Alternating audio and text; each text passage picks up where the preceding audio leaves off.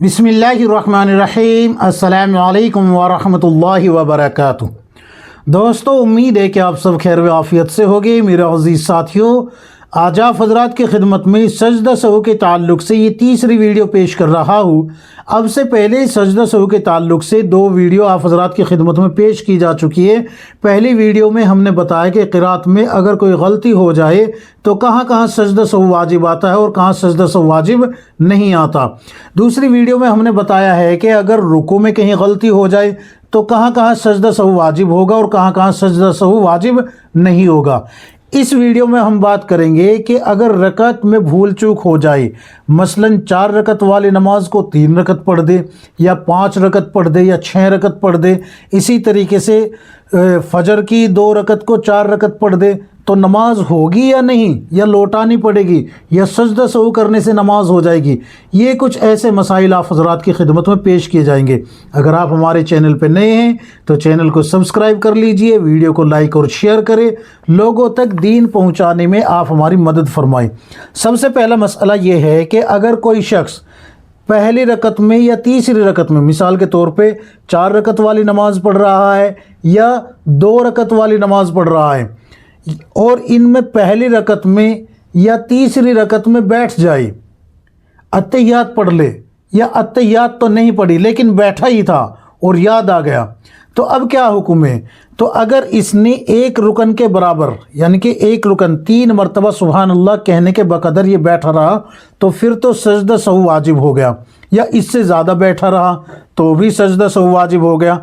और अगर एक रुकन से कम बैठा यानी 3 मरतबा सुभान अल्लाह कहने की देर जितनी होती है, यानी कि जितनी देर में 3 मरतबा सुभान अल्लाह कहते हैं उससे कम वक्त बैठा है ये और फ़ौरन याद आने पे खड़ा हो गया, तो अब इस पे सजदा सहू वाजिब नहीं है। समझ में आ गई ना बात। और अगर ये ज़्यादा बैठा है या 3 मरतबा सुभान अल्लाह कहने के बकदर बैठा है, एक रुकन के बराबर बैठा है, तो सजदा सहू वाजिब हो गया। दूसरा मसला भी सुन लीजिए, अगर किसी ने फजर की 2 रकत के बजाय 4 रकत पढ़ ली या असर की 4 रकत के बजाय 6 रकत पढ़ ली, तो अब नमाज का क्या हुक्म है। तो ध्यान से देखिए, इस मसले को खूब अच्छे से समझना है। इस मसले में ये है कि अगर 4 रकत वाली नमाज, मिसाल के तौर पे आपने असर की 4 रकत पढ़नी थी और आपने वहाँ 6 रकत पढ़ी है, तो अगर चौथी रकत का कायदा आपने किया है, चौथी रकत का कायदा अगर आपने कर लिया और फिर आप खड़े हो गए अत्तहियात पढ़ के, आपको याद नहीं था, खड़े हो गए और खड़े होने के बाद अगर आपको याद आ जाता है तो फ़ौरन ही वापस बैठ जाए, और अगर आप वापस नहीं बैठते 5वीं रकत का रुकू कर लेते हैं, तो अब ये 5वीं रकत मुकम्मल करे, फिर 6ठी रकत मुकम्मल करे और 6ठी रकत मुकम्मल करने के बाद आपको क्या करना है, सजदा सहू करना है। दाहिनी तरफ सलाम फेर कर अस्सलाम वालेकुम व रहमतुल्लाह अल्लाहु अकबर कहते हुए 2 सजदे करने हैं और फिर अत्तहियात, दरूद शरीफ, दुआए मासूरा पढ़ के आप नमाज मुकम्मल कर देंगे। इसी तरीके से अगर कोई फजर की 2 रकत फ़र्ज़ ये 4 रकत पढ़ दे और इसने कायदा आखिरा यानी कि जिसको ये कायदा ऊला समझ रहा है, यानी कि जो कायदा आखिरा है फजर का 2 रकत का, और ये वहाँ पर अत्तहियात पढ़ के खड़ा हो जाता है, तो अगर ये अत्तहियात पढ़ के खड़ा हुआ है तो फिर तो इसका कायदा ये आखिरा मुकम्मल हो गया। अब इसको आखिरी 2 रकत ये जो पढ़ रहा है इसमें अगर इसने, यही ऊपर वाला हुक्म है जो असर के ताल्लुक़ से आया है कि अत्तहियात पढ़ के अगर ये खड़ा हो गया और रुकू से पहले पहले वापस आ जाता है तो सजदा सहू करके नमाज हो जाएगी।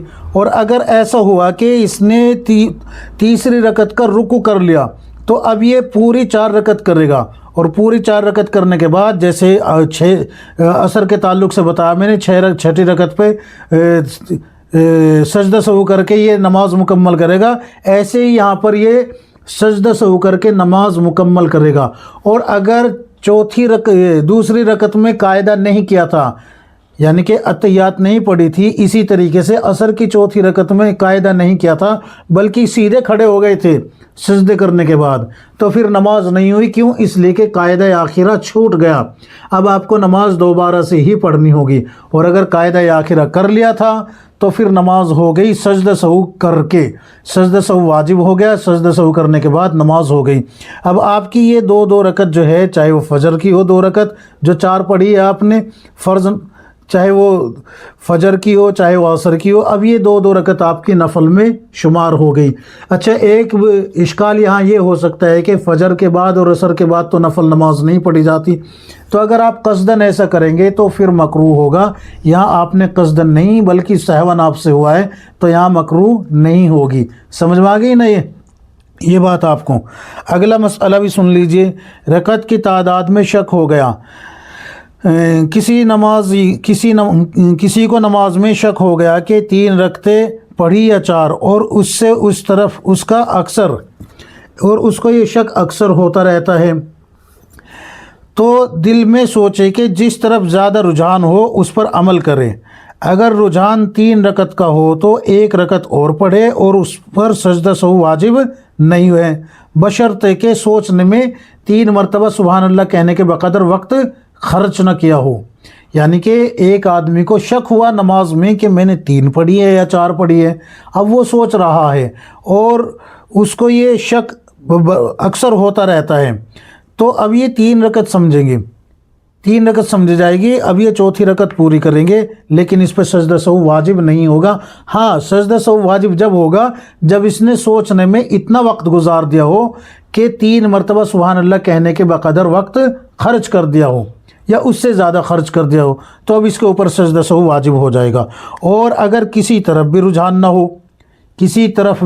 نہ ہو تو پھر 1 رکعت اور پڑھے، 1 رکعت اور پڑھے اور آخر میں سجدہ سہو کرے، آخر میں سجدہ سہو پھر واجب آ جائے گا، تو اس طریقے سے آپ کی نماز مکمل ہو جائے گی۔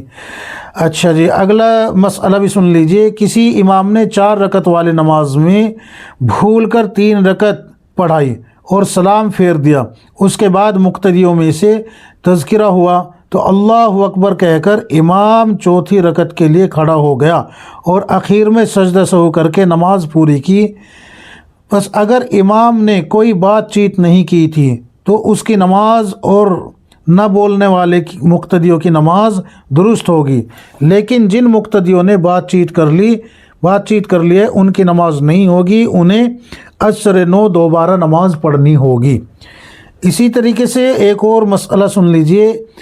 امام اگر چوتھی رکعت میں اتحیات پڑھ کر بھولے سے 5ویں کے لیے کھڑا ہو گیا تو ایسی صورت میں صحیح قول کے مطابق مقتدیوں کو امام کے انتظار میں بیٹھے رہنا چاہیے۔ اگر امام 5ویں رکعت کا سجدہ کرنے سے پہلے قاعدے میں لوٹ آیا تو اس کی اتباع میں اس کے ساتھ سلام پھیر دے، اور اگر امام نہیں لوٹا یہاں تک کہ 5ویں رکعت کا سجدہ کر لیا تو مقتدیوں کو چاہیے کہ وہ امام کا اتباع کیے بغیر خود اپنا سلام پھیر دے، البتہ جو لوگ مسبوق ہو گئے ان کی نماز فاسد ہو جائے گی۔ سمجھ میں آ گئی نا یہ مسئلہ؟ اس کو دھیان سے سن لیجئے گا، سمجھ لیجئے گا دوبارہ سے ویڈیو کو پیچھے کر کے۔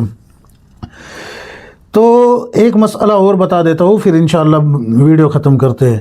آخری قاعدے کے ایک مسئلہ یہ بھی سن لیجئے۔ آخری قاعدہ کر کے امام بھولے سے 5ویں یا چھٹی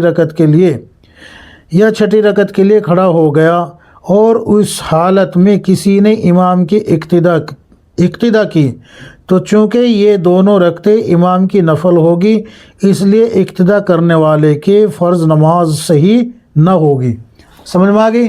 اگر امام جو ہے 5ویں رکعت کے لیے یا چھٹی رکعت کے لیے کھڑا ہو جائے اور جماعت سے نماز ہو رہی ہے تو امام کی تو یہ جو ہے 2 رکعت آگے کی جو پڑھ رہا ہے وہ نفل ہو جائے گی، لیکن مقتدیوں کی نماز نہیں ہوگی، ان کو پھر دوبارہ ہی پڑھنی پڑے گی، ان کی نماز صحیح نہیں ہوگی، ان کو دوبارہ پڑھنی پڑے گی۔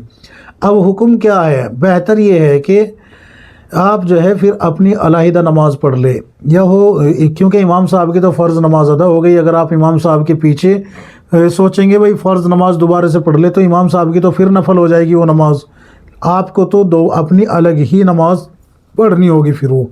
تو یہ کچھ مسائل میں نے آپ حضرات کی خدمت میں رکھے ہیں. امید ہے کہ انشاءاللہ ویڈیو ضرور پسند آئی ہوگی. اللہ تبارک و تعالی ہم سب کو کتاب و سنت کے مطابق زندگی گزارنے کی توفیق عطا فرمائے. آمین یا رب العالمین.